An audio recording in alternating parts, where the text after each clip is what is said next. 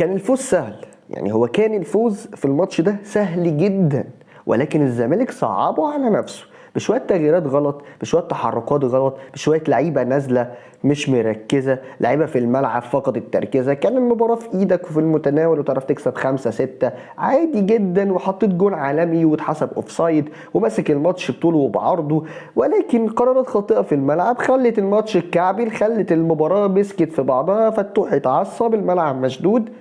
وبعدين انا عايز افهم حاجه، يعني هو اشمعنى سيف جعفر شارك ويوسف اسامه نبيه متجمد؟ ما الاتنين مضوا البيراميدز يعني، ولا ده مضى بالشمال والتاني مضى باليمين؟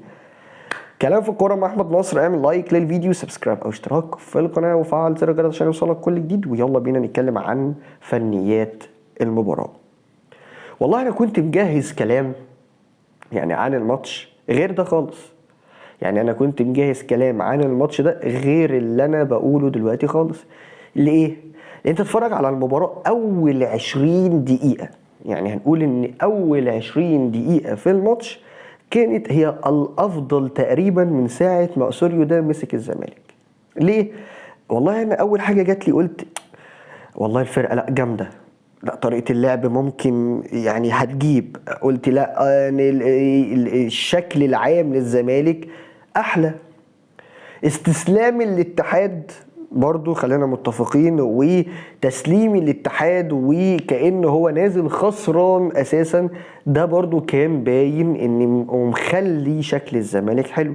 قلت على مدار ماتشين يعني مع الوقت الطريقة بتستوي زي ما بيقولوا كده، والزمالك هيبقى اقوى.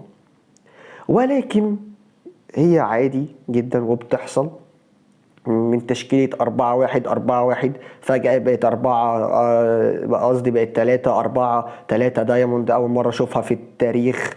2 تحت بعض هنا و2 تحت بعض هنا، وحاجة ما انتش عارف مين بيلعب فين ومين بيجري فين. زيزو عنده الحرية انه يتحرك في كل حتة في الملعب، فما بقتش ما قادر امسك له مركز. نفس الكلام يعني سيد نيمار ابتدى الماتش في اليمين فنشه في الشمال. حاجات غريبة ابتدت تحصل انا مش فاهمها، يعني انا مش فاهمها ليه الزمالك بيساعد الفرق المنافسه انها ترجع في الماتش. ليه الزمالك في اخر الوقت الاقي ان الزمالك وكأن فرقه الاتحاد دي هي بتنافس على صداره الدوري وعايزه تكسب الماتش، وهي اللي ضغطاك وهي اللي زنقاك، والماتش 2-1 وهو اللي هيقدر يكسب. ليه الاتحاد انت اللي بتدافع قدامه؟ لا حول ولا قوه الا بالله. انا دي مش كوره، دي عمرها ما كانت كوره. مصطفى شلبي في عز ما هو فايق بيطلع، الراجل جاب فورمه في اللحظه اللي زي دي، ما ينفعش يطلع، ما ينفعش بكل المقاييس يطلع. لعيب كان مطفي نور، اسيبه بقى، اسيبه اجيب احسن حاجه عنده، اسيبه في الملعب مش هخرجه. ماتش ماشي زي الفل، الشوط الاولاني زي الفل، وقلت الفرقه ابتدت تفوق، ودونجا ابتدى يلعب كرات هجوميه ويعرض من هنا ووان تاتش. سيد نيمار اللي لسه عنده شويه، سيد نيمار بياخد الكوره من 18 ل 18 ما بيعملش حاجه، ما بيعملش بيها حاجه خالص. هو واخد الشارع باسمه بس، حرفيا الكوره من ال 18 لل 18 بس، ولا عرضيه صحيحه. يعني حتى العرضيه اللي دخلت بسببها الجون اللي هو اتحسب اوفسايد لفتوح، هو حاططها في ايد الحارس، والحارس راح عاملها كده، اللي هو ده برده مش عارف ده ازاي بيلعب في الدوري المصري اصلا، بس مش مشكله. مناقشات وحوارات وعلى خط بره، الماتش ابتدى يفلت من ايدينا. يعني انا مش فاهم ليه الزمالك بيعمل كده. الجون الاولاني نادي الزمالك، عايز اقول حاجه مهمه جدا، مش الزمالك اللي يحط جون بالطريقه دي، خلينا متفقين يعني ان ده جول. الراجل وقع، يعني هو الراجل وقع واتصاب، يعني هي الكرة ما خبطتش في وشه، فلا هو الراجل وقع واتصاب وفتح رجليه برجل، فحصلت حركة غلط، الراجل وقع. الزمالك استغل الفرصة وحط جول، وده مش الجون اللي الزمالك من خلاله يكسب. ولذلك الواحد مكسوف وهو بيتكلم عن الماتش. لا يعني انا بصراحه ما كانش بالنسبه لي ان الزمالك يكسب 2-1 منهم جون بالشكل ده، يعني منهم جون بالشكل ده. كان الطبيعي ان انت بصراحه تطلع الكوره بره بصراحه. يعني انا اقول لك ان انت كسبت، وان انت في عرض بونت، وان انت حط، وان انت دي هتقابل كتير، وان انت مشاكل، وان انت اداره، وان انت لعيبه، وان انت مدرب جديد، وان انت حط، وان انت دي كتير. بس برضو ما كانش دي الطريقه اللي الزمالك يكسب بيها، ولا اللي كنت انا احب عيني تشوف الزمالك بيكسب بالطريقه دي. مش عارف، كان ممكن تكون افضل من كده، بس مش مشكله. اهو 3 نقط في سباق الدوري وخلاص. يعني مش كل حاجه بتحصل صح في الدوري المصري، ولا كل حاجه بتحصل غلط.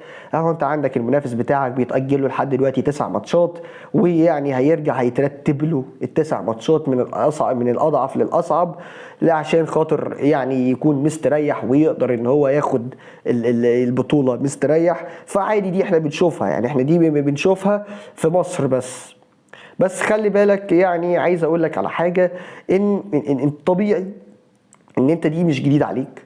الطبيعي ان دي حاجه مش هي اللي تقف عندها كزمالك. انت عندك مشاكل اداريه، مشاكل فنيه، لعيبه ابتدت ترمي الفوطه ومش بتتمرن كويس، لعيبه من عندك مضت في نادي تاني ومش عايزه انها تكمل معاك. يعني ناس كان المفروض انها تكون واقفه جنبك مش واقفه جنبك، اداره متشتته كل يوم بحال، النهارده موجودين بكره مش موجودين، النهارده ماشيين بكره مش ماشيين، يعني مشاكل كتيره جدا.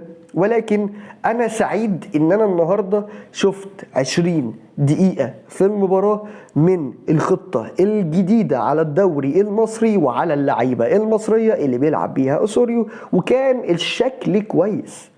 حط تحت الشكل كويس دي 50 خط. يعني الشكل كان كويس في الملعب، لعيبه ابتدت تحفظ، مع الوقت هتجيب، مع الوقت هتجيب. ولكن انا النهارده مبسوط ان شارك مصطفى الزناري، مبسوط ان شارك محمد عبد الغني.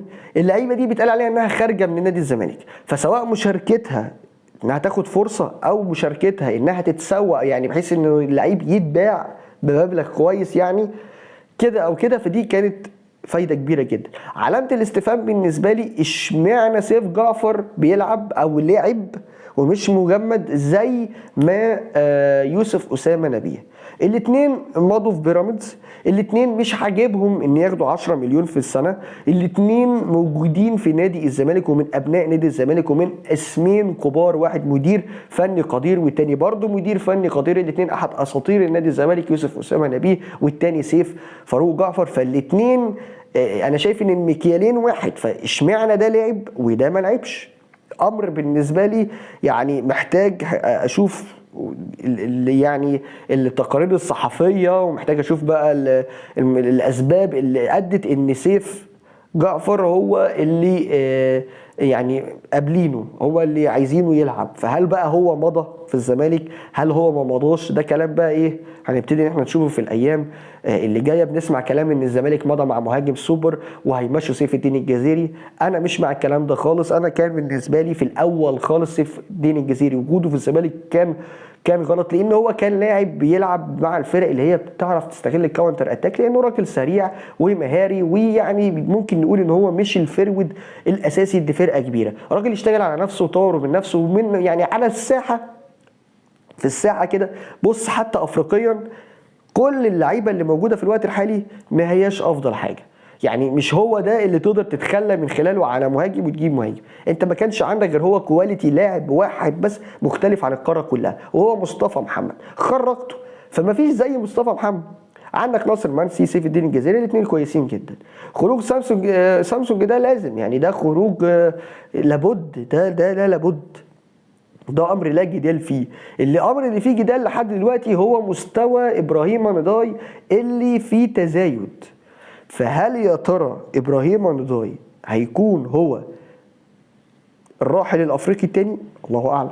ولكن انا بسمع ان في صفقه قويه جدا في الهجوم، كمان صفقه قويه جدا في نص الملعب، في احتماليه عوده طارق حامد لنادي الزمالك اصبحت وارده وبقوه، لان في لعيبه بتروح انديه كده ما بتبقاش محظوظه مع الجمهور، ما بتلاقيش حب مع الجمهور.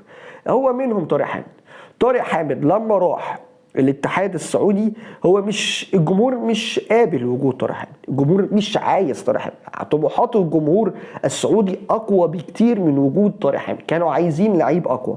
يعني انا شايف ان النادي الاتحاد بيتعاقد او بيتفاوض مع كانتي لاعب تشيلسي، فلحظه تواجد كانتي في الاتحاد هي لحظه خروج طارق حامد، واذا مش هيكون قدامه غير يا اما بيراميدز او نادي الزمالك، وساعتها هنقدر بقى نتناقش. انا شايف ان عوده طارق حامد في الوقت الحالي هي هتكون الافضل، وبكده اكون انا خلصت كلامي يعني عن موجز اخبار نادي الزمالك والمباراه.